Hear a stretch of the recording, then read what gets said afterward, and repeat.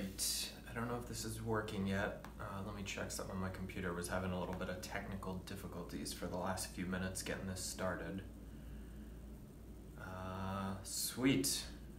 I'm seeing it, which means it's working. Fantastic. Give me 2 seconds.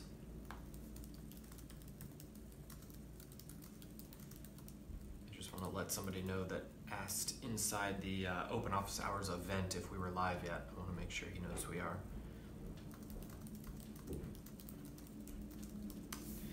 All right, let me get this set up now so I can see everybody's comments. Miguel, Sharon, what's up? Thanks for hanging. Here we go. Oh, we got a handful of people on here. Killer. Thank you guys for joining me on this lovely Saturday. Hope it's nice where you are. All right, so I'm doing things again today like I did the last time, which is that I haven't even tuned up yet. I want to kind of show you guys, like, kind of from the start how I might work on a tune with melodic triads, with quadratonics. I'm going to try and hit single note improv, and I'm going to try and hit a little bit of comping. You know, both the single note applications and the comping are just like endless possibilities of what we can do because it's a triad. So a lot of the stuff that we talk about, even if it seems complicated to you, which is fair, a lot of this stuff is really like ground level. It's like 101. I'm just trying to make sure everybody knows their basic fundamentals of music and then starts to understand the game of how we apply it from melodic triads. So the levels of complexity we can get into, I kind of hint at them every now and then, you know, with like the drop 2 voicing where we take the 4-note quadratonic and we just omit the second to highest note, right? It's a little different than a normal drop 2. So little things like that I kind of bring up sometimes, but it's tough, you know, because we have a group of players, some of whom are very early in their journey, some are intermediate, some have been on it for many decades and are very advanced players. So, you know, I want to make sure everybody kind of can follow along with our material. All right, we have a bunch of people chiming in, so let me say hello to everybody. Hans, what's up? Good to see you. Sean, Jurgen, I can't wait to get schooled and be explained one-on-one how to pronounce your name properly. It's coming up soon. Jean, I'm not sure how to pronounce your fake name. Is it Jean? It's good to have you on here, man. So, all right, so let's jump in. First of all, huge thank you to the private community, to all you guys. It's so awesome having you, being able to bounce ideas off. Jay, thank you for joining us. We're just getting started. So I was just gonna jump in with a couple of quick thank yous. Thank you to the melodic triad private community, because you guys are just awesome, but also being able to let me ask questions and find out what you guys want from the group is really helpful for me determining what direction we're headed. So I've heard from a few more of you regarding the question about next month's study guide that I had in terms of what you wanted to look at in it. And I'm gonna try and find a good balance, because at first everybody was leaning towards one direction, and now it's starting to kind of be right in the middle where it's about 50-50. So I'm gonna try and find a nice, yeah, I know your real name's Joel. I just didn't know how to pronounce your fake name. I remember you mentioned that was you in a previous message somewhere. But it's good to have you, Joel. I didn't know if you wanted me saying your name live broadcast to the world. Anyways, thank you again to those of you in the private community. If anybody out there is curious and wants to check it out, you can always find it at the link above, the registration. And this month I was playing around with this sort of like 3-day free trial period thing that you can find inside your the current free study guide, the autumn leaves that we're going to talk about today. So if you're not in it, you want to just check it out, you can check it out. You can quit anytime. You get 3 days for free. Thank you to everybody who has contributed to helping me continue making the free stuff free, because that's awesome and very helpful to the group.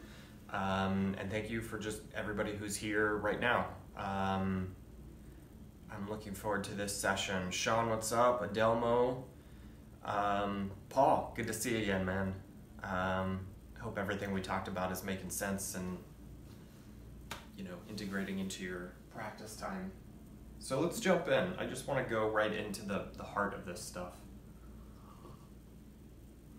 So here's the deal. Melodic triads, and specifically once we get into quadratonics, right? The melodic triad is kind of a noun and a verb. Like when I talk about a melodic triad, I'm talking about the triad that we're going to develop a melody around. We can also we can also go with the notion that it's the triad we're using to understand the melody of a tune, maybe. But really, like, the goal of it, because we don't always have to use the triads that are found in tunes, the real goal of it, the heart of it, is all about being able to take a triad and manipulate it in a way that we can develop really beautiful, strong melodies with a lot of melodic integrity. That's the gist of the melodic triad. And then the quadratonic is kind of our first step heading in that direction. So rather than beginning with a scale where we have all these notes and we're not necessarily 100% sure internally how we connect with each note, how it feels to us, we decide, like, let's start with just the basic triad, let's just add one note, and let's test it out, right? And that's really a practice tool more than anything else. So a lot of you guys probably know that one thing I might do to practice, in fact, let's just take the first measure of autumn leaves. So we have, if you have your autumn leaves melodic progression and quadratonics in front of you, that's what I'm going to work from for the most part today. We could take an E flat triad.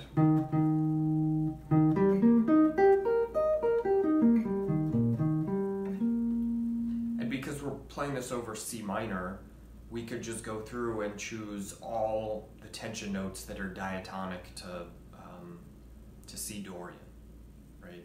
That's essentially what we're doing, is we're creating the idea of like a C minor scale or a C Dorian scale, but we're using the E flat notes as the resolution points.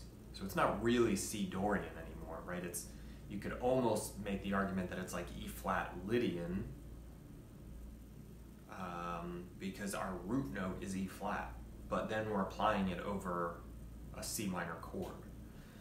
This is why I don't like talking about scales and modes, because things start to break down very quickly when we get into this realm. But we could just take the E flat triad and just add the two and just practice that and see what it sounds like.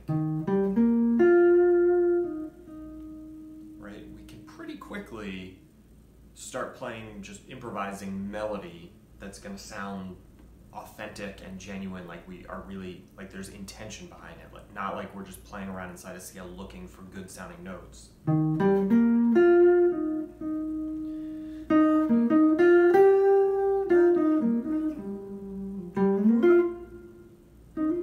Did you feel that little like tension? Like that note wants to go down, right? And that's because that's our tension too. So if I do this over an E flat chord, I just want to make sure I'm rolling back. I want to make sure I don't roll over any cables.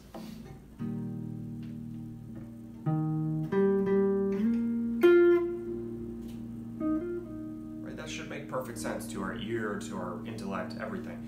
But now what we're doing in measure 1 of autumn leaves is we're taking that quadratonic idea, which we could add other tension notes also. Like I mentioned, you could take anything from C Dorian.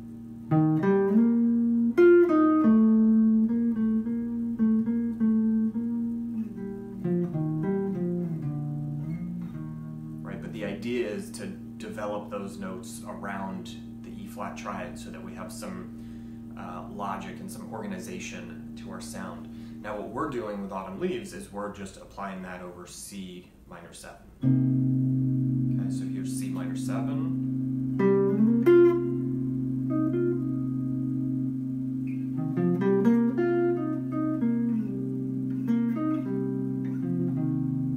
Notice that the line, I'm landing on my E flat note, the line sounds fully resolved. I haven't played a single C note, right? I'm not playing, the C note is actually sort of an avoid note for me at the moment, even though I know that I'm playing over a C minor 7.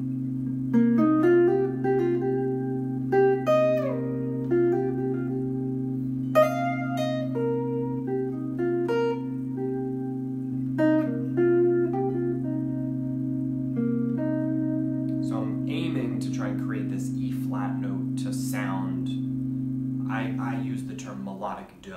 What that means is that, you know, when we talk about do, re, mi, fa, sol, la, ti, do, solfege, we're generally not talking about it in terms of jazz harmony where we build vertically, right? That's 1, 3, 5, 7, 9, 11, 13. When we talk about solfege, we're really talking more about like a horizontal melodic movement.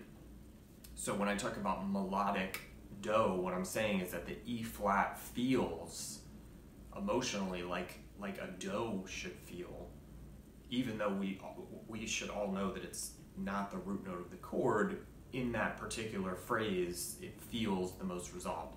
So learning to distinguish that between the harmonic sort of vertical build versus the way we move through time, okay, horizontally. And if you've ever played at least a handful of standards, you're gonna recognize this sound. Right, that's a really common sound. We see that in a ton of standards. It's just a minor 7.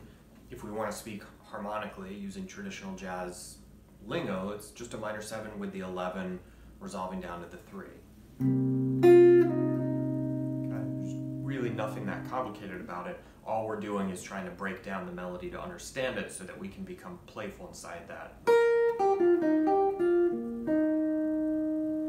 E flat tension 2. Okay, so the very first thing I would do if I was working on a tune like Autumn Leaves is break down to just the first chord like this. And the goal here is to try and make it sound like we're not just running scales. Like once we get really good at this stuff, we can run it like scales. We can do the thirds like we've talked about, and I've seen a couple of you guys getting into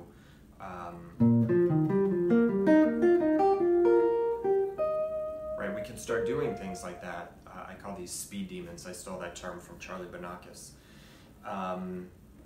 That's like a muscle memory building game, sequences, patterns, things like that, and it can start to get really hip really fast. Even without adding chromaticism into those patterns, which we can do, it can start sounding like these very angular modern scales, for lack of a better term, because we're losing that tension and resolution idea, right? When I do this,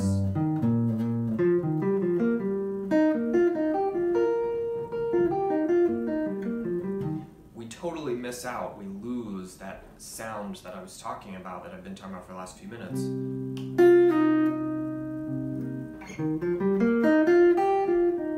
Right, those gravitational forces inside of the line.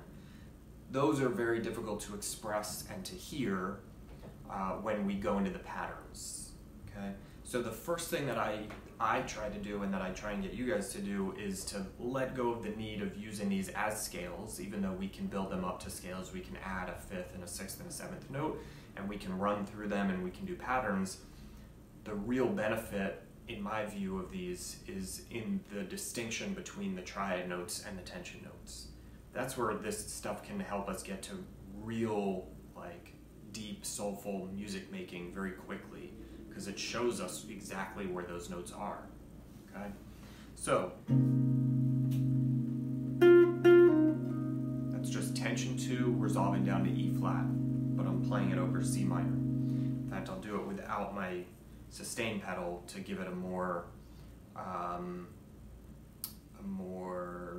natural feel, because I know not everybody uses sustain pedals. So I can just hold down a C note with my thumb.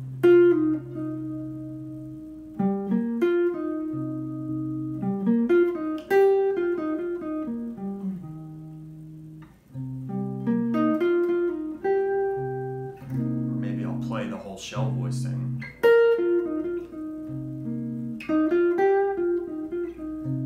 Okay, so when I'm working in this world, what I'm trying to do is to see this E flat tension 2 quadratonic superimposed over this basic shell voicing. That's what I'm trying to do.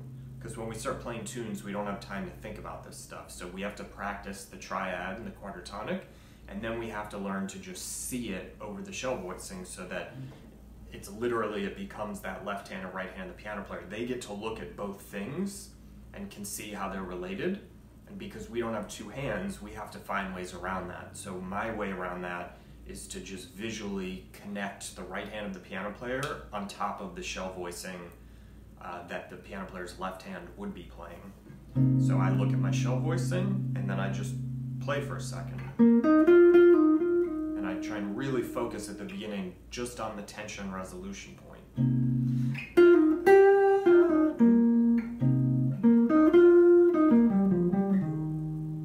Did you notice how that note felt really resolves? That's melodic do.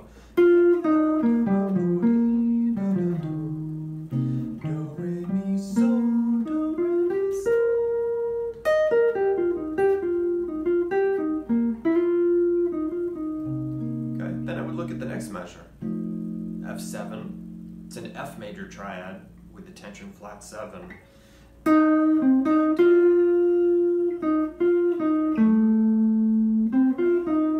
So I would play my shell voicing, or at least play the root note.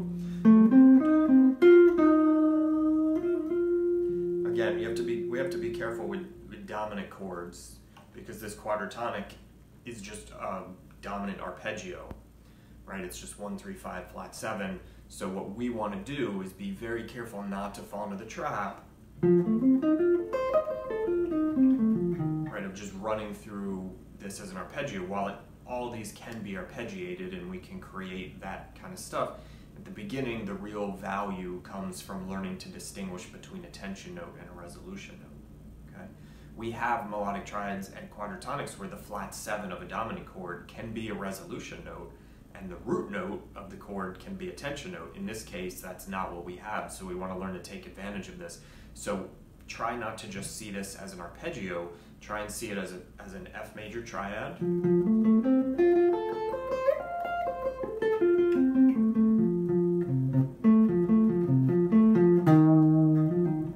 With a tension note, right? And that tension note wants to move, so let's take advantage of it.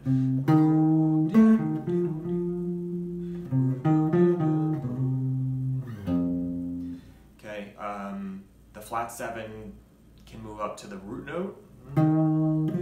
That's probably the strongest resolution, the strongest direction to move, but it can also go down to the 5th. Right,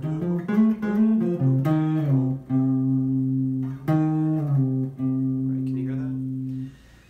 So I would mess around with maybe like these two measures, and then I would slowly, as I got more comfortable, I would then try and voice lead through them. Looks like we've had a bunch of people join in the last couple of minutes, so we're looking at Autumn Leaves, the melodic progression, and we're looking at practical ways of applying the melodic triads and the quadratonics to this tune to create some movement. And hopefully within the next couple minutes I'm going to get to the point where I'm just playing through at least that first 2-5-1, if not the first 8 bars. But the goal is to try not to see these quadratonics as just scales. Right? That's not really what we want right now. Even though it's possible, what we're looking to do is to try and create really strong melody. Right? We don't want to just run changes. So the melody, the way we try and get to it is by taking advantage of the tension note and the resolution of that tension note.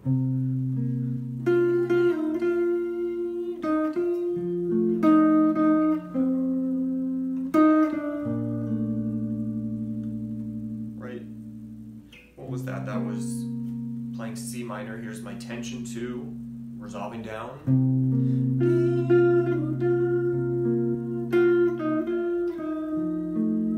Resolve down on that time, move into the F. What was the resolution point is now the tension note. Now it's the flat 7, that E flat note.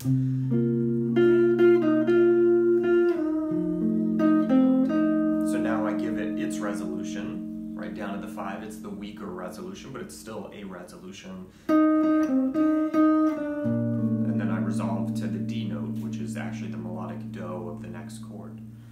Again, this stuff is difficult to follow if you haven't taken the time to work on each individual chord, right? Play a basic shell voicing.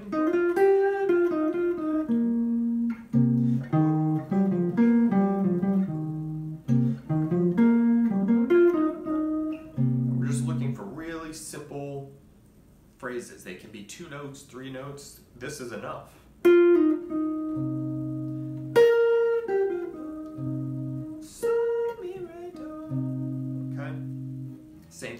F. Right, tension, resolution. And then we can move through them.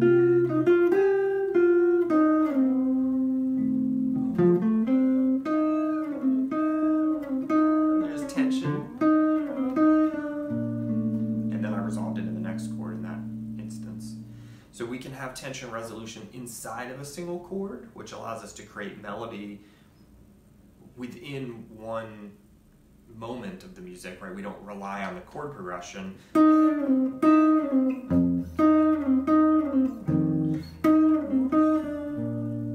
So the 5-1 chord progression, the harmonic movement, creates tension resolution, but we can also create melodic tension resolution inside of a single chord. Gary, I really like the tone on that Heritage, especially with the acoustic tone mixing through the mic. Cool, yeah, thank you. I love this thing. I'm plugged in through one of the 10-inch Henriksen jazz amps, and I used to be all about the tube amp, and I still am when I'm playing with like a larger group, horns, stuff like that, because it helps cut through. But this setup has just a really nice, warm, fat tone. It's a lot of fun to play through. Thank you, and thanks for joining us. So this is what everybody's, in my opinion, if you really want to understand like what we're really trying to attempt with melodic triads with the study here, not to isolate anybody out if you're into like shredding and riffs and patterns, that stuff, we can work to that. But for me, what sets melodic triads apart from anything else is the value of learning to organize and understand the difference between a tension note, a melodic tension note, and a melodic stable note, or the triad, the melodic triad. Klaus, what's up, man? I see you just jumped in. Every note that I just played melodically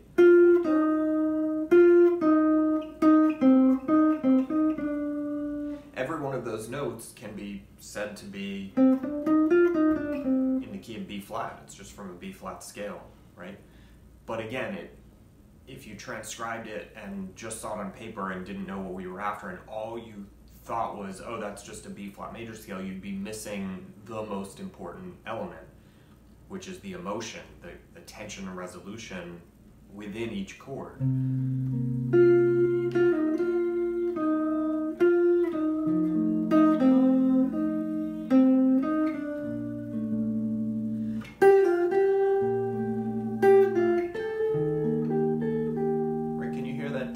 I'm specifically trying to make it as simple as possible and just play the tension note and some resolution point.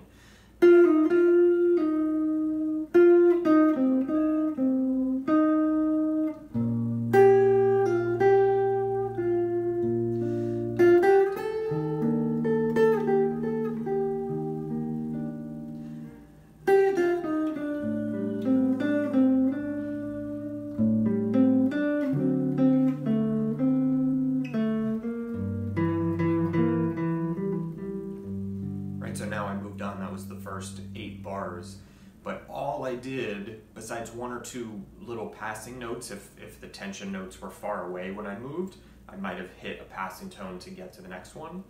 But all I was thinking about was 50% of my mind was thinking about the shell voicings, right? Just the chord progression, the tune.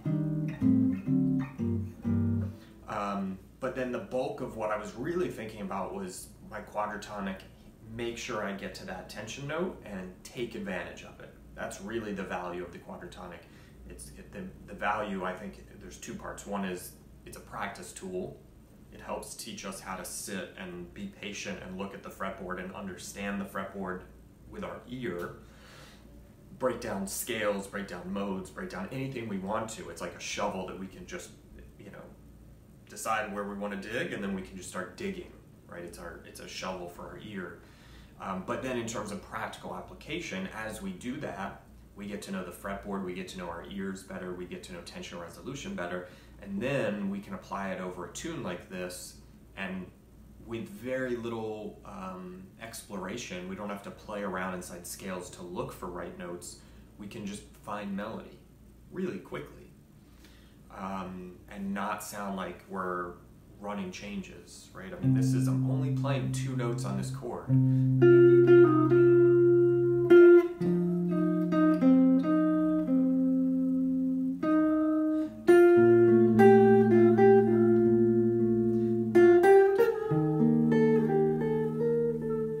That's my tension 2, 3, 2.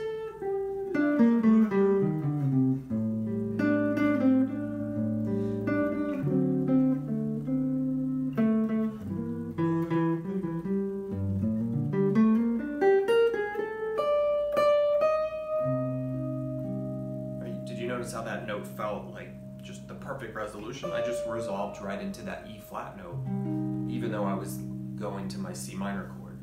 Of course, the argument could be made, well, that's just the minor third. Yeah, but for us, it's not just the minor third, it's the melodic do. Our ear is already used to it. So it's gonna feel, when I get back to it, it's gonna feel like I'm coming back home.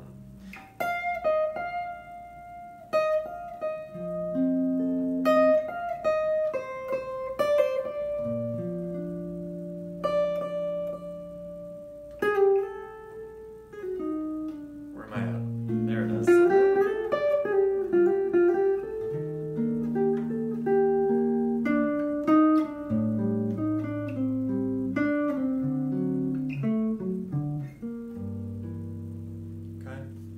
Make sense? You guys hear how I'm not running any chord changes, I'm not relying on any chord tones. All of these notes are in a scale for sure. That's actually not entirely true. When we hit that D7, we leave the scale for a minute, but if you know how to alter the B flat major scale into the G minor scale with like the raised leading tone, whatever. All that's besides the point. We don't have to worry about those things, right? We're looking for the tension of resolution. All right, I want to check in with you guys because it looks like there's some comments in here, and then we'll keep moving. Gary, how would you define melodic triads as a concept? Well, I think I already kind of did earlier in this video, so I would recommend going back and just rewatching the first few minutes if you joined in a little late. The melodic triads as a concept, it's basically built on the faith in the power and importance of tension and resolution. Right, so that's that whole world of tension resolution. When we improvise with chord tones and with scales, essentially we say, well, we're not going to worry about melodic tension resolution. We're only going to focus on harmonic tension resolution. So we're going to outline a dominant chord and then let the dominant 5-1 resolution create the tension resolution for us. What's different about what I'm talking about is I don't want to rely on the chords. The chords provide their own tension resolution, as does rhythm and form and silence. There's lots of types of tension resolution. Our goal is to learn to hear it and manipulate it melodically within a single chord. And then to be able to intermingle that with like 5-1 movement. Obviously that is a tension resolution, but within the 5 chord we can create melodic tension resolution also. So what's fun is that once we get used to this, and most of the quadratonics we're using in this example in this month's study guide are relatively simple, but once we get used to this, we can take this melodic triad idea, this concept that the triad notes are the most in and stable, and we can move that into the upper structure of a chord, so then we can create very simple lines.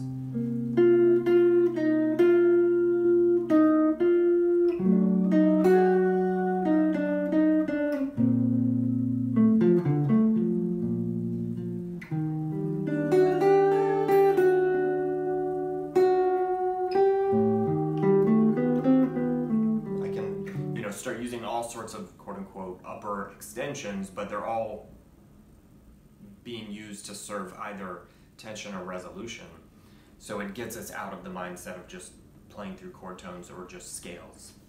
And then we can move it either into the lower structures of harmony or into the upper structures, but it's still, a tension 2 will still feel like a tension 2, so we can change the sort of complexity of the sound in terms of harmony without changing the complexity of the melody. The melody can remain simple. Again, as we progress, we can then, run through this stuff in thirds or add more notes or create patterns and sequences or add chromaticism into it, but at the beginning, it's best to really get to know the importance of the tension resolution, the melodic tension resolution. Sean, I'm a little confused about the blue triad. Yeah, could I use G minor tension 4/6 for the whole A section, or should I? You probably could. I mean, it might feel, I don't know, I think there's no reason that you shouldn't be able to necessarily. There's not going to be any huge clashes, but I think that it's one of those things where you should just mess with it, like set your phone up, videotape yourself playing, and just try it and see what it sounds like. And if you like it, then that can go into your bag of tricks. I certainly wouldn't recommend, well, this is kind of personal, I would do something like that probably because I like that kind of a sound, that sort of Grant Green old school thing. Actually, there would be a little bit of,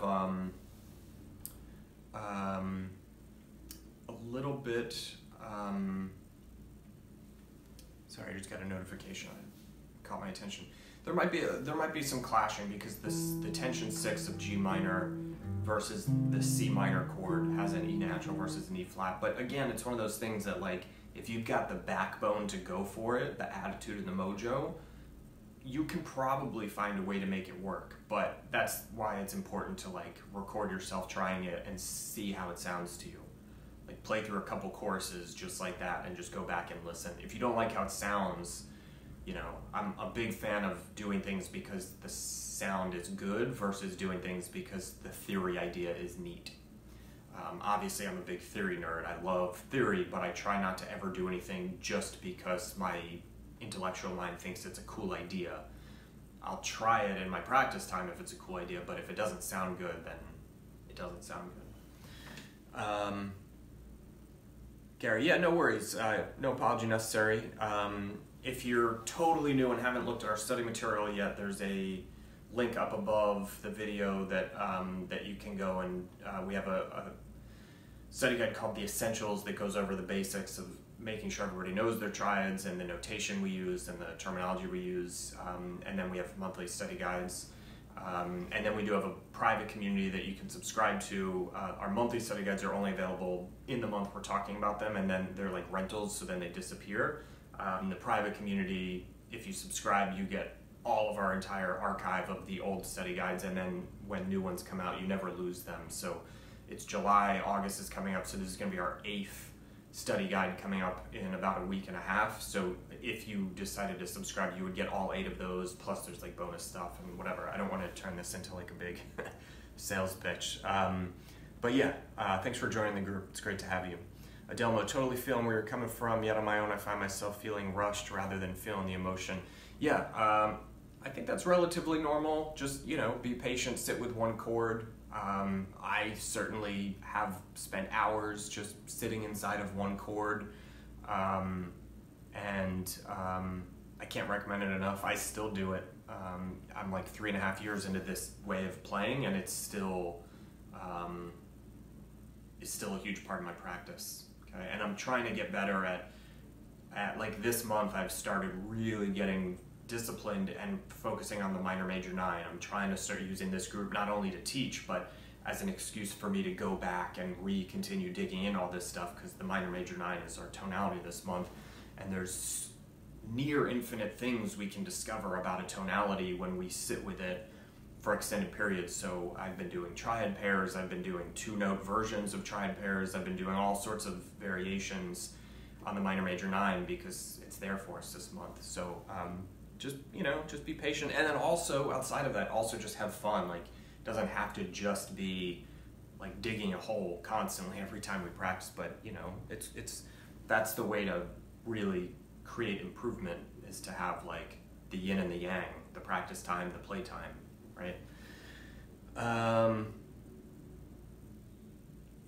Yurgen, you had to split. All right, no worries. Adelmo, patience. Yeah, Gary, you're welcome. Faj, what's up, man? Good to see you. We're just talking about autumn leaves. Jim, good to see you on here. Thanks for the support of Gary. Mike, yeah, composition, it's huge for that. And frankly, it's huge for improv also, because like we all know, improv and composition are really the same thing.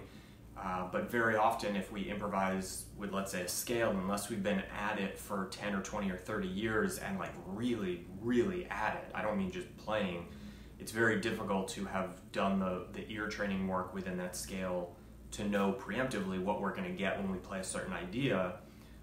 Melodic triads are not necessarily different notes from the scale. They can be sometimes, but it breaks things down to the molecular level, so we can put it under the microscope and we can do 10 years worth of ear development in maybe 1 or 2 or 3 years, so that our composition or our improv start to become more aligned, right? We're developing a personal relationship, in this case with like the 11 resolving down to the 3 of this minor chord.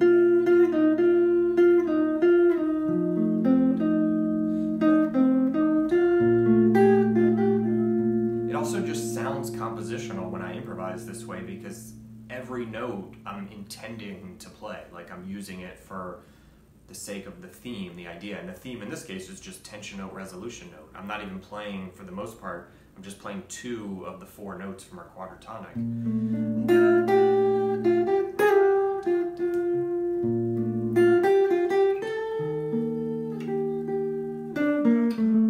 There I played a couple extra notes. But there's tension, resolution, tension, resolution.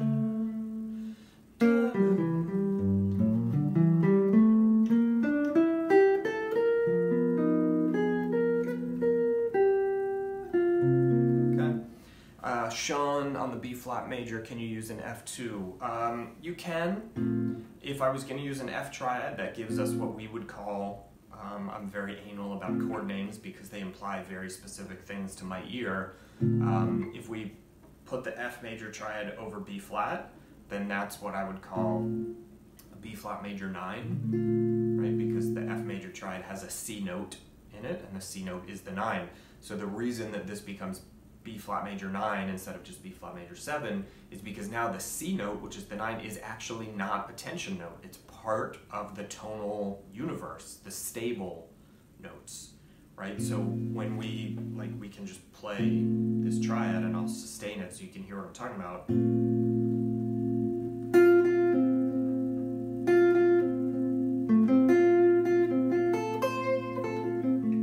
Right?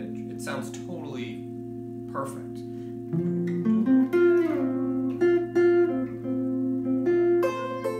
Now, if I were going to use this, the tension 2 is completely fine, it does work, but it's not the primary tension note. The primary tension note is the 3rd of the chord, meaning the 3rd of B flat. So the 3rd of B flat is a D note, okay? And then if we have to think about 2 different things until we can hear it and then see it on the fretboard. The D note, which is from our B flat major chord, that's the 3rd, it's an important note, it defines the harmony. So we're not running chord tones and just running changes, but we do want to be respectful of the harmony. So the 3rd of B flat is a D note, so if we take that D note and we apply it to our melodic triad, which is F, that's our tension 6, right? And tension 6, the reason it's important to think that way is because the 6, that tension note always sounds like the 6. It's my like Norman Rockwell sound, it's just super Americana.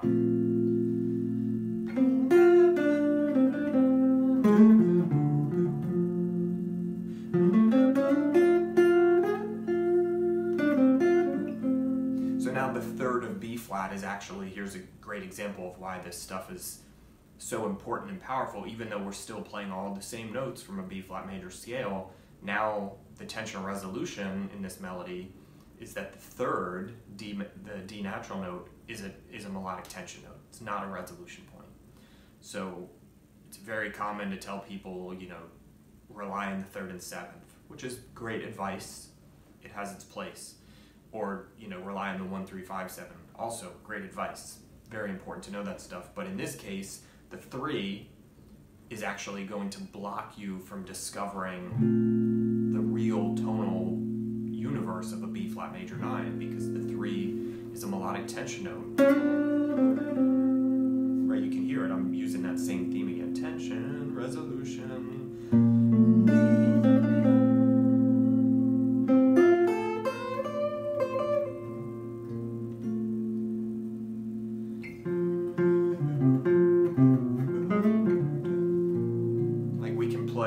that melody from, what's that bird tune? Somebody chime in, my brain's turning off.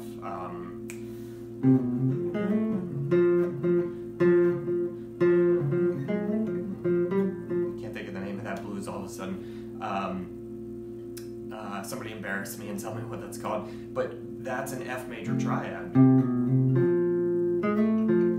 Tension 6.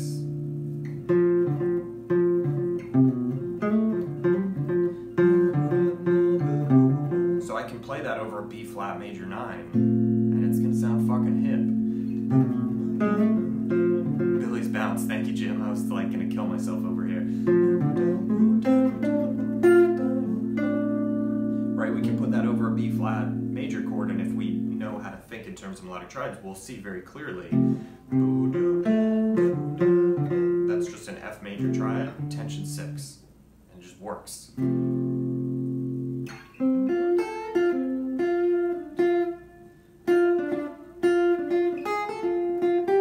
There's tension 2. You hear how that 2 wants to pull down? So that was the quadratonic you were talking about. The tension 2 is there for us. Quadratonics are not meant to just live in isolation in this sterile environment. They're good to practice that way, but yes, we can add other notes. Okay. All right.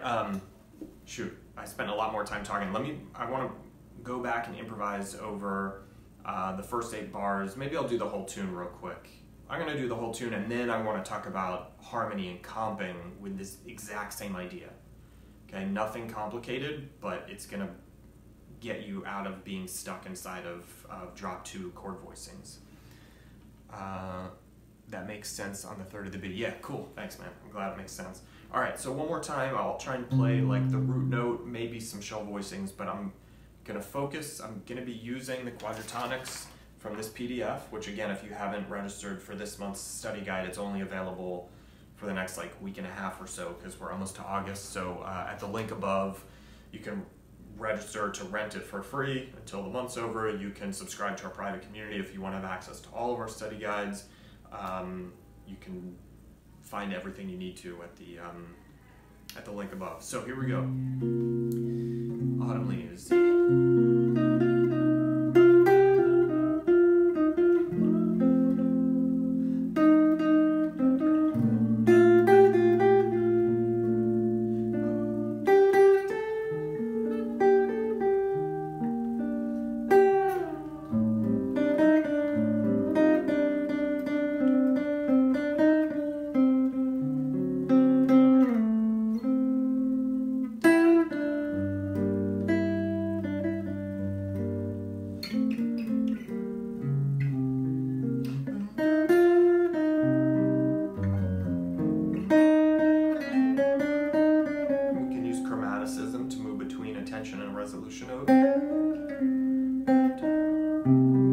Starting back at the beginning of this A section one more time.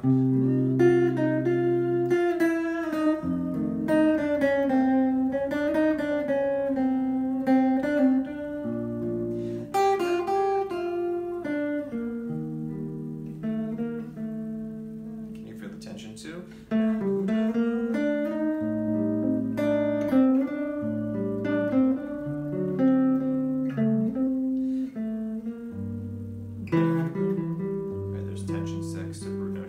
Section, the second half of the tune.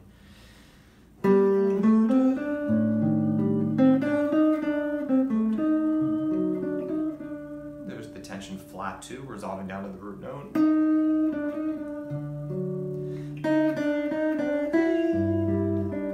There's the G minor, tension 6.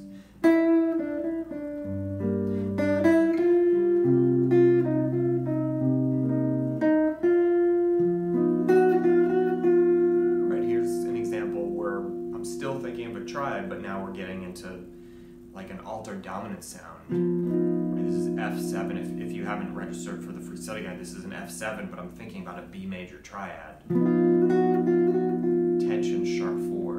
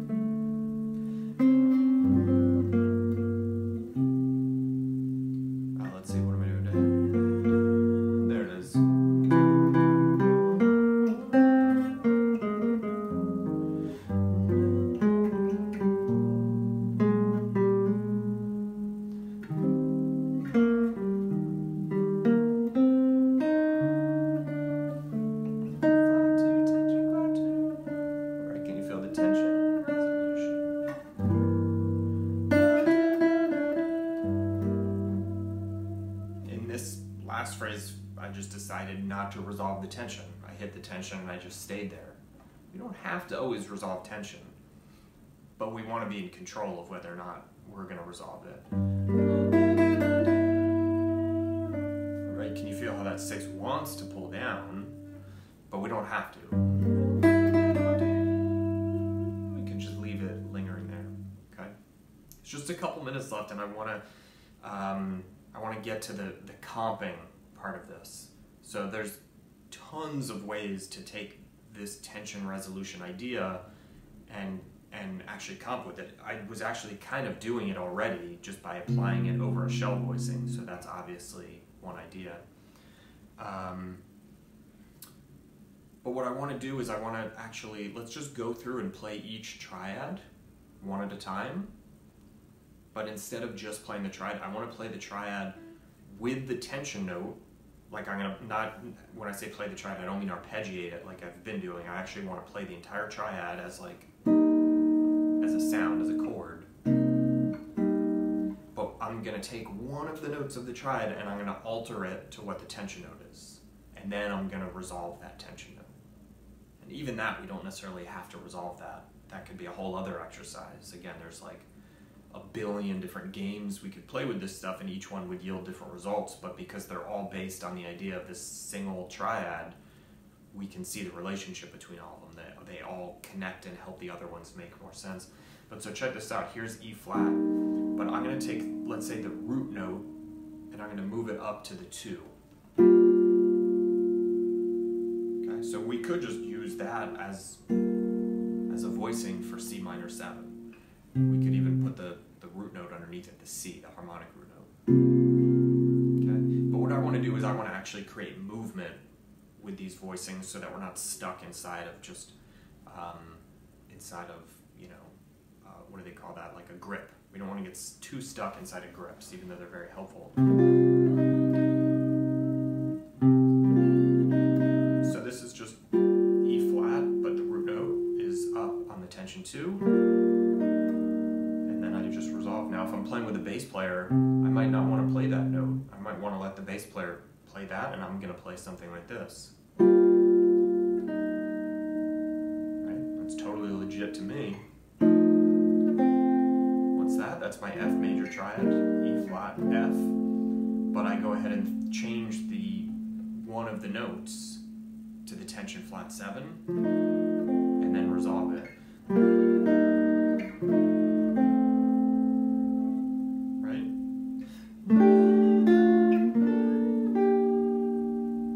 That was B flat major 7 to the E flat. So once I pull off from that tension, I should be just sitting on the basic melodic triad. So here's E flat, tension to the actual E flat chord. F with the tension flat 7 to the actual F triad. Here's, I'm going to keep the tension note in the top voice, but we don't have to. I'll show you in a second. We can move the tension note. We can create inner voice movement with this.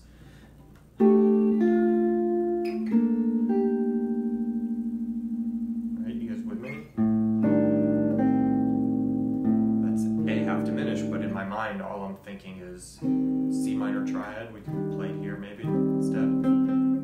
There's the tension 2.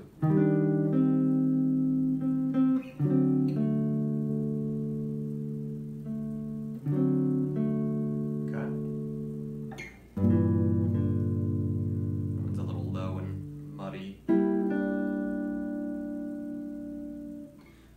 Again, every time with that on purpose, I was putting the moving note, the tension to resolution, in the top voice because it's just a little more melodic and easier to hear that way. But if we're accompanying someone else and we don't want to sound too melodic, but we still want some movement,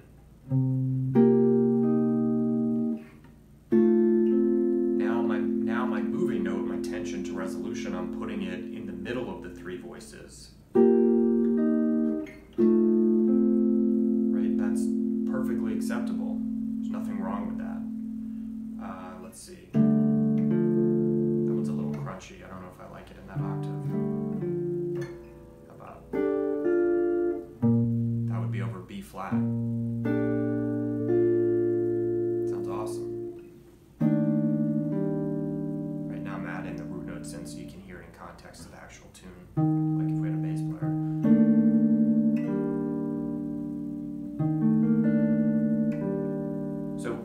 just thinking about a triad, but I'm able to get this. And there's movement in it, there's tension and resolution.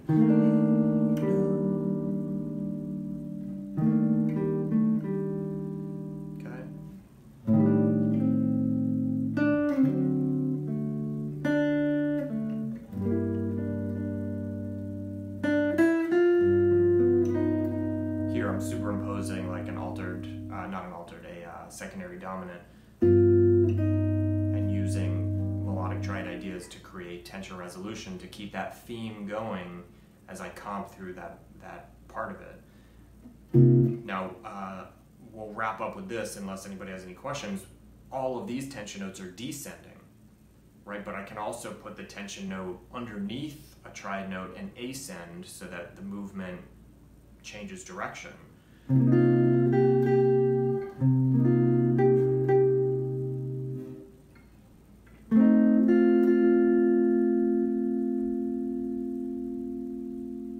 Let's see, what would this look like? Yeah.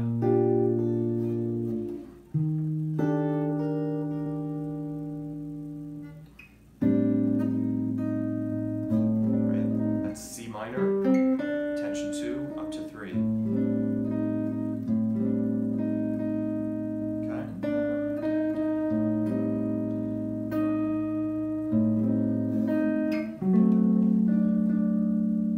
Might look like I'm playing diminished, right? A lot of more complicated things are going to just naturally happen. I'm not thinking about a diminished chord, even though that is a straight up F sharp diminished triad. I'm just seeing my D major triad, but instead of putting the D note in it, I'm using the tension flat 7 because I want to create movement.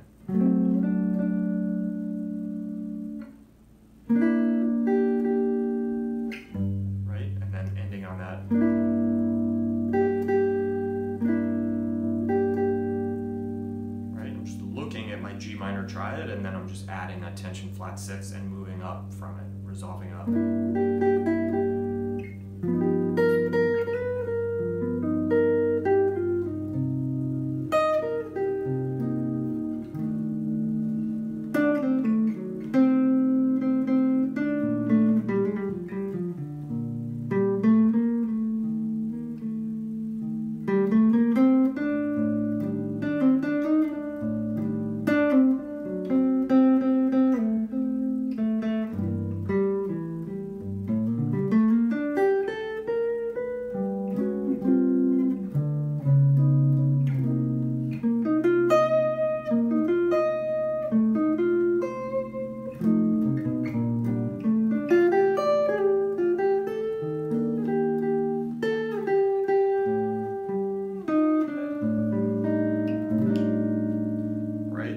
Relatively funky voicing of A half diminished. It's got that half step in it. All I'm thinking in my head, I know that I'm playing over A half diminished, so I have my root note going, and then this is just a C minor triad, right, which is our melodic triad. It's right there on the sheet, but I have the root note of the C note elevated up to the tension 2.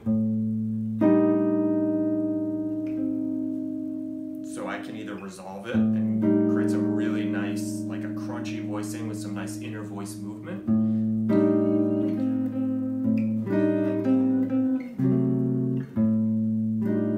Or I can just let that tension sit there. It doesn't have to resolve.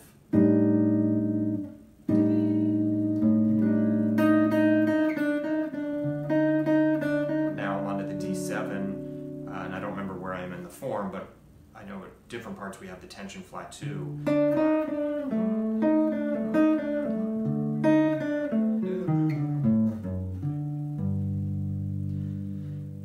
And then if we wanted to, very last thing I wanted to point out, and the people in the private community already know this because they have the bonus lesson this month with a sort of alternate melodic progression, because there are other ways to move through these changes, but so some of you guys might already know this, but we don't have to resolve to G minor 6. We can resolve to the G minor major 9, which is this month's fully extended tonality. So at the end of this, when we're resolving into the G minor.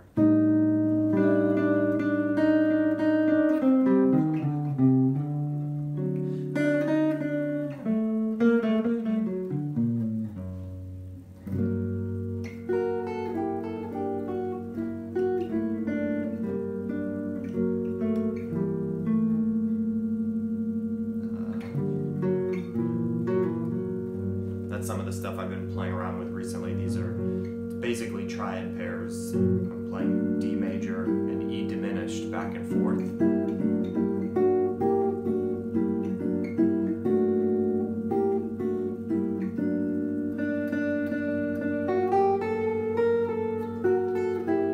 So that's D major, E diminished, D major, E diminished, D. I'm just kind of using like suspended notes and tension resolution to kind of make it sound like there's more happening than there really is. So if you're in the private community, you already knew about the minor major 9, but if you didn't, that's one of the things we were talking about in the bonus lessons. So okay, we need to wrap up because I have a lesson in a little bit. Let's see what everybody's talking about on here.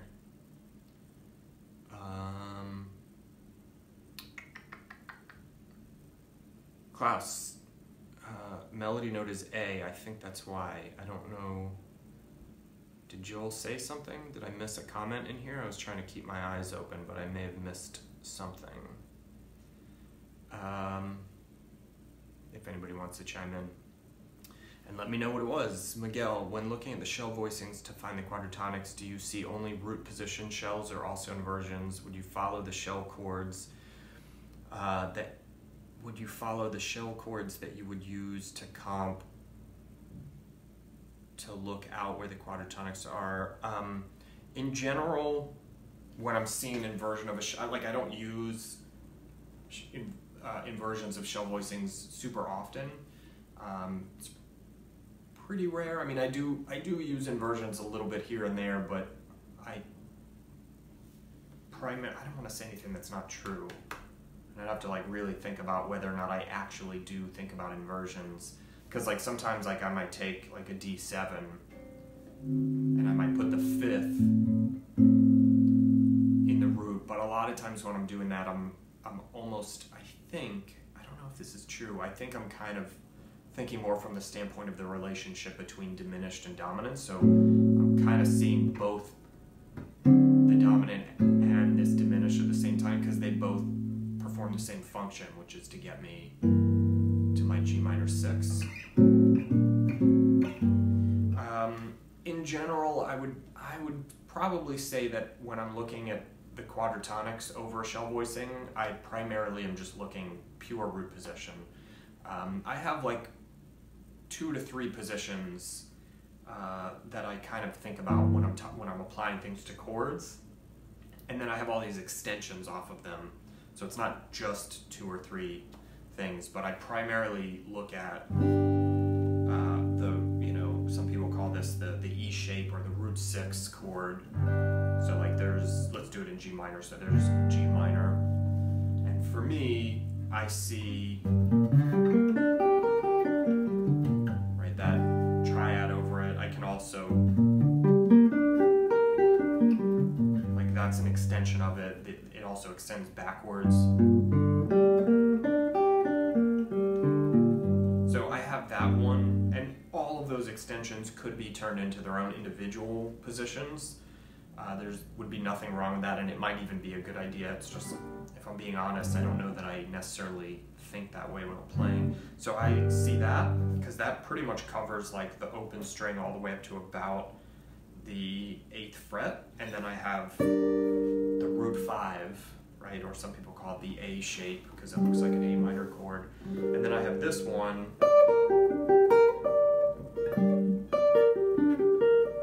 right. Sometimes I do consider the one in between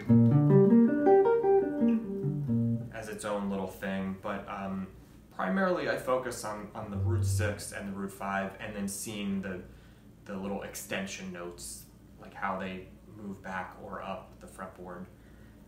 So I'll work on just one for a while until I can see it, and then I'll move around through the extensions until those seem comfortable, and then I'll try the other one, and then eventually I'll try and be able to just comfortably and fluidly move between the two. Hans, this should be an etude. Oh, cool, thanks, man. I appreciate it.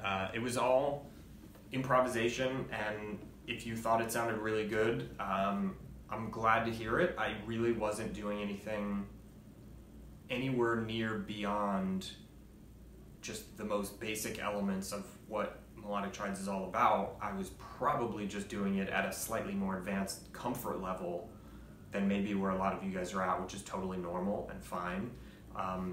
But the biggest thing that I noticed when I started playing this way, and that continues to develop, is the lack of looking for notes. Like I don't really look for notes anymore the way I used to, because I've taken the time to let my ear get to know what does this tension 2 sound like against the E flat, and then when I put that over C minor, I just know what it's going to sound like. Right? With melodic triads, we have our triad, which is 3 of the 12 notes, so 25% of our fretboard is perfect in stable resolution points. 25%, that's huge. Right? If you've got a 24 fret guitar, you're talking about all the way from the open string to the 6th fret, all of these notes, in comparison to the rest of the fretboard, are perfect in stable, right? In just one specific situation, and then as soon as we change to a different triad, it's a different set of notes. So 25% of them are going to sound just beautiful, right? And then it becomes a game of understanding how we can manipulate different tension notes, because there are 9 tension notes. What does this tension note sound like against this triad? There's only 9. So like I say to people, like if you took an entire week of practicing just tension 2 against a major triad, right? Just take a week and just play around, give yourself 10 or 15 minutes a day to just play with that sound. You will develop a very deep, personal, intimate relationship with what tension 2 feels like emotionally to you. I can talk about what it feels like to me, but that's like me describing Bob.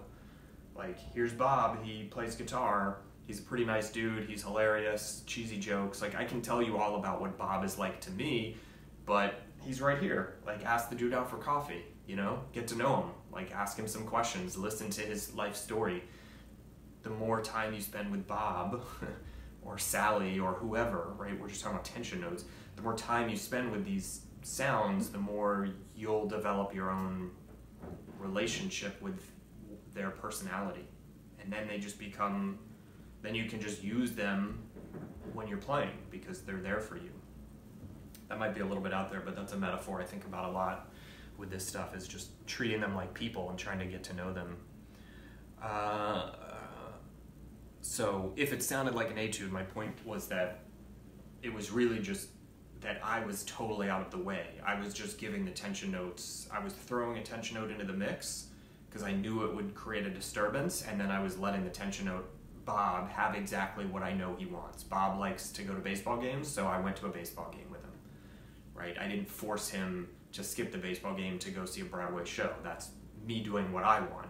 Sometimes I do that when I'm playing. It's a dance between me and Bob, but until we take the time to get to know Bob, it's hard to be able to have that dance because we don't know what he really wants. So that's kind of what quadratonics are all about. It's like a midday coffee date, right? You just go out and you ask questions and you get to know somebody. That's kind of what a quadratonic really is. It's just an opportunity to sit down with this one sound and just understand it. So I was throwing tension into the mix and then just giving it what it wanted to resolve, and it will always sound just beautiful. Bob, good to be here for tad late. No worries, man. You know, go back and rewatch from the beginning if you want to. Joel, thank you, Klaus, but why diminished triad over half diminished chord? Oh, is that what we were talking about before with the A was the melody note?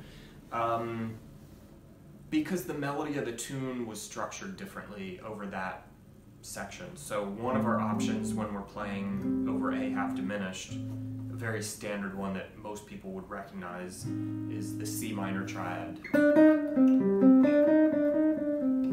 Tension 2. and it's probably the most common that I see when I'm analyzing tunes.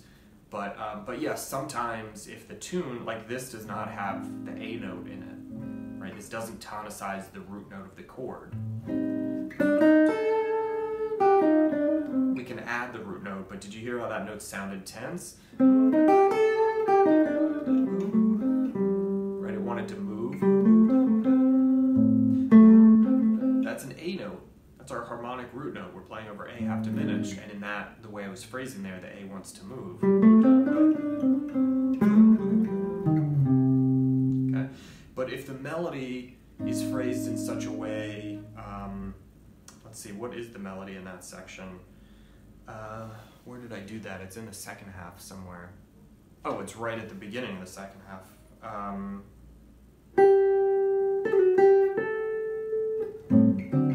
The melody note flat out hits an A note, and it's just super in. It's not a tension note to me.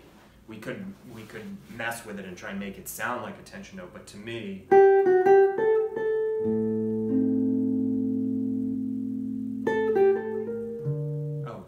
sorry.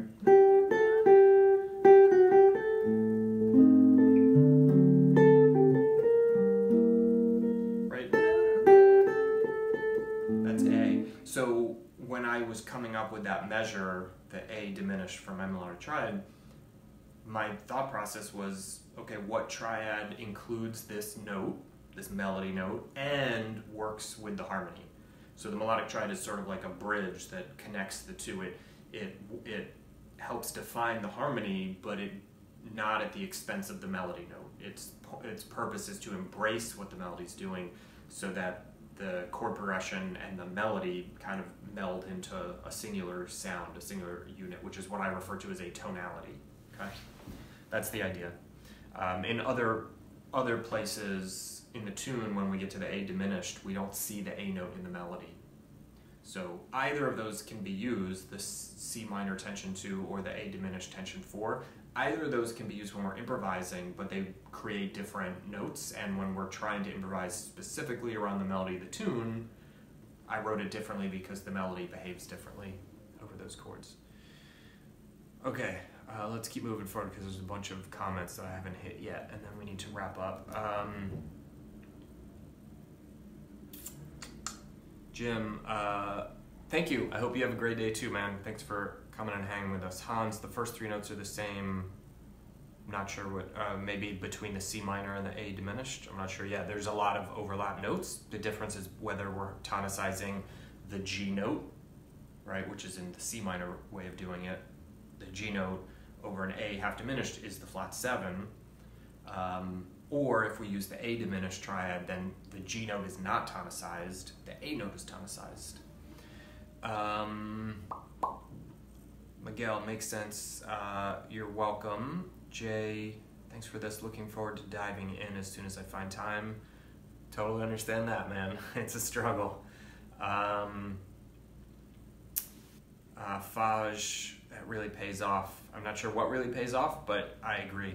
I think whatever it is we're talking about with all this stuff, you know, it takes time, but it's really just a repositioning of priorities. We're not necessarily looking at any, like, it's not like we're not talking about a guitar. I'm just saying, well, don't hold it like this, like just put it like this. Like why would you want to play it out here? Like, let's just bring it a little closer to ourselves. So we're just changing the perspective from which we approach these notes, right? Again, like I've said a couple times throughout this, all the notes we're playing can be found using scales. Like, they're all inside of scales and modes and things like that, but do we have control over how they move? Do we understand what they sound like and the tension and resolution, the different ways we can move through things? Like, if we're talking about a half diminished chord, can we hear that C minor versus the A diminished versus, this is a gorgeous half diminished chord. This is a G major melodic triad over an A half diminished chord.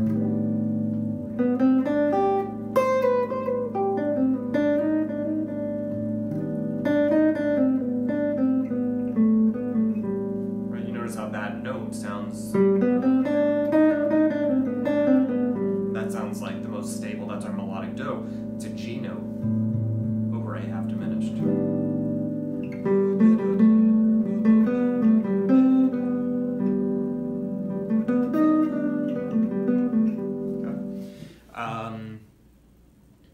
Adelmo, yo Miguel, how are you? Miguel, yeah, I'm not gonna read y'all's conversation with each other. I love seeing you talking though. Joe, you're welcome. Adelmo, man, come on. We're all stealing everybody's lines. That's what music is. All right, we're at the end of the comments. I don't see any other questions. Thank you guys so much for spending your Saturday with me, for being part of this group. If you have not yet registered for this month's free study guide, it's the 21st, so you have about a week and a couple days, a week and a half. If you still want to register for it and work through it before it disappears, you can do that at the link above. If you want it to not disappear, and if you want access to all of our old study materials, you can subscribe to our private community. You can do that at the link above also. It's like 14 bucks a month. This month I've been playing around with this free 3-day trial, so you can test it out. Again, you can find that at the link above for 3 days. If you're not into it, you can cancel, and you won't get charged or anything, and just click a button and you're out. And then if you're digging the free stuff and you want to help sort of PBS and PR style chip in to help make sure I can continue doing this stuff for free in the open office hours, I know a couple of you guys have been contributing. It's been super helpful. You can find that at the link above. Basically everything you can find at the link above. I'll try and go through and see if I missed any questions. If you're in the private community, well, anybody who's watching this here won't need to hear this, but I did start successfully last week. I figured out how to download this video at the end of this, so I'm gonna upload this into the private community so that you guys who are not on Facebook can take part in these, because it seems only fair. Hans, this was a great one, worthy of a couple of replays. Oh, cool, I'm glad. Yeah, it's all about the basics, man. The simple stuff. We all want to jump past the simple stuff, but Bill Evans is such a guiding light for me personally as a music student and a music teacher. Don't try and approximate anything. It doesn't mean you can't or shouldn't transcribe. I don't think he was saying don't transcribe, just don't try and approximate, right? If you're not at a level of comfort with your own self, with your instrument, with your own personal, authentic being, trying to sound like Charlie Parker without really digging into what it was that he did to get to that point is going to make for a lot of frustration and a lot of decades of hitting your head against the wall. So feel free to continue that stuff, but at least alongside that, go through all the fundamentals, all the shit that he did for 40 years, 30 years trying to perfect his craft.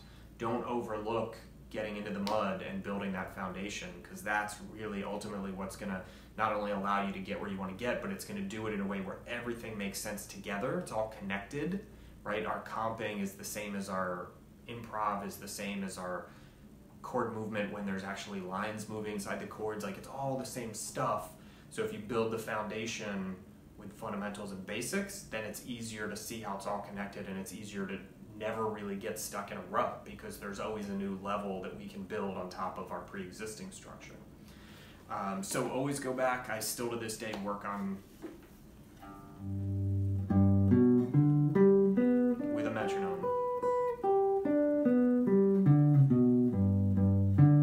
Right, just basic triad stuff. In one position, slowly. Alright guys, that's it. I'm gonna run. Enjoy the next week and a half or so. Keep the videos coming in the group. I love watching everybody's shed time and progress and application. And I'm working on next month's study guide. So keep hanging with us, and I'll see you guys soon. Happy practicing.